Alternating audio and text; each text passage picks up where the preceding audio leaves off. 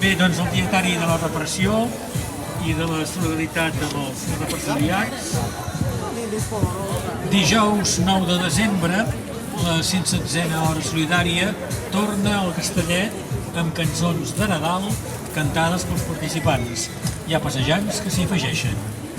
Divendres 10 de desembre, el primer ministre francès, Jean Castex, es reuneix a Madrid amb el president del govern espanyol, Pedro Sánchez, i decideixen mantenir tancats els 10 passos fronterers al Pirineu, 5 d'ells a Catalunya Nord. El dissabte 11 de desembre, a Vilafranca del Penedès, el grup de suport SAS Absolució organitza una jornada antirepressiva amb taules rodones amb diferents col·lectius i represaliats, manifestació pels carrers de la vila i un concert a l'Ateneu Popular. Adrián Sas, de Vilafranca del Penedès, ha estat condemnat a 3 anys i 6 mesos de presó amb acusacions de la Fiscalia i la Generalitat arran de les protestes del 1 d'octubre del 2018. Jornada antirepressiva al mercat de pagès de l'Esquerra de l'Eixample a Barcelona, amb taules rodones, actuacions musicals, paella popular i un bingo musical. Tots els beneficis són per causes antirepressives del bar. El dilluns 13 de desembre, l'Audiència de Girona absol el jove que s'enfrontava a 5 anys de presó per agredir policies durant els disturbis per sentència la nit del 18 d'octubre del 2019. La sentència conclou que no n'hi ha prou amb el relat dels agents per condemnar-lo.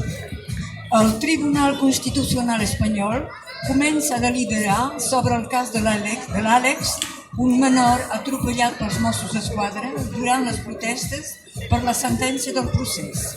És el primer cas que arriba a Constitucional arran de les protestes per aquesta sentència.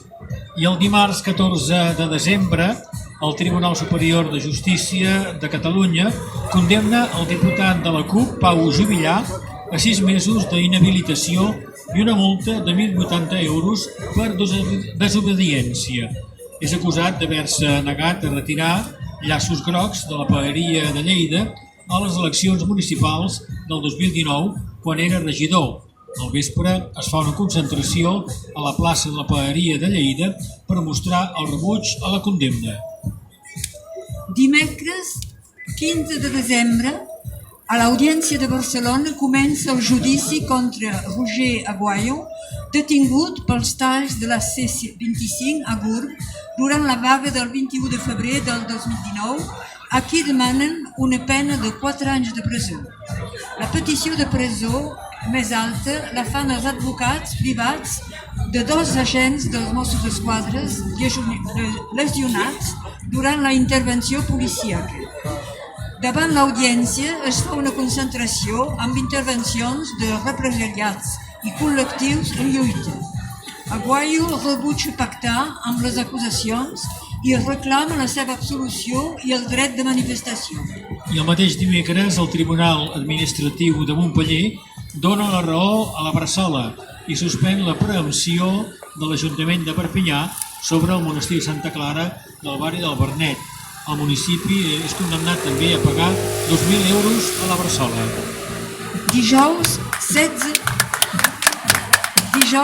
16 de desembre, la Comissió de l'Estatut del Diputat aprova el dictamen que permet que Pau Juvillà, de la CUP, mantengui el seu escó de diputat mentre la sentència d'inhabilitació per desobediència no sigui ferma. I el mateix dijous, avui doncs, el Tribunal Superior de Justícia de Catalunya absol Francisco Garrobo i Moisés Fernández, condemnats per haver tallat la Ronda de Dalt de Barcelona durant la vaga independentista del novembre del 2017. L'Audiència de Barcelona els havia condemnat a 3 anys i mig i 1 any de presó per desordres públics greus, però el Tribunal de Justícia de Catalunya discrepa de l'audiència i no dona cap credibilitat a un motorista suposadament agredit i conclou que l'acte s'emmarca dins el dret de reunió. L'Audiència de Lleida ha confirmat la sentència que va condemnar l'exbatlle d'Alcaraz, al Segrià, Miquel Serra, a 3 mesos d'inhabilitació per un delicte de desobediència per haver facilitat la celebració del referèndum de l'1 d'octubre del 2017 al municipi. I per acabar, el Festival Bar de Sants concedeix el Premi a l'Activisme Cultural al conseller Lluís Puig per la seva feina de reivindicació constant de la cultura popular, la música folk i la cançó.